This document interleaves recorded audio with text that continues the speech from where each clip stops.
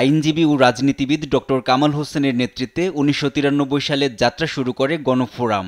শুক্রবার জাতীয় প্রেসক্লাবে ৩২তম প্রতিষ্ঠাবার্ষিকীতে দলটির লক্ষ্য ও আদর্শ নতুন প্রজন্মের কাছে তুলে ধরেন আলোচকরা।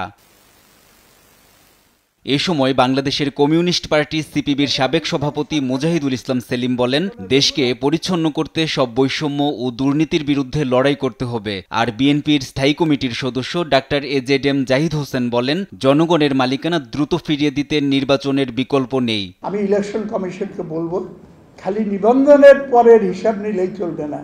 নিবন্ধনের আগে মার্সিডিজ আর বিএমডব্লিউ আর হেলিকপ্টার করে যাও, আর বড় রূপায়ণ টাওয়ারের 2 তলা বিল্ডিংয়ে অফিস করে বসে থাকো, সেই টাকার হিসাবও গ্রহণ করতে হবে। একটি আগামীর সুন্দর বাংলাদেশ, যেখানে সুশাসন থাকবে, বিচার থাকবে, এবং যত অবিচার, অন্যায়, অত্যাচার এবং হত্যা, গুম হয়েছে, প্রত্যেকটারই বিচার যদি যথার্থভাবে আপনারা পেতে চান, মনে রাখতে হবে জনগণের নির্বাচিত একটি সরকার যদি হয়, তাদের দায়বদ্ধতা থাকবে। সবাইকে ঐক্যবদ্ধ করতে এখনই মাঠে নামার পরামর্শ দিয়ে গণফোরামের প্রতিষ্ঠাতা ডক্টর কামাল হোসেন বলেন, সুষ্ঠু নির্বাচনের মাধ্যমে দেশকে এগিয়ে নেওয়া সম্ভব হবে।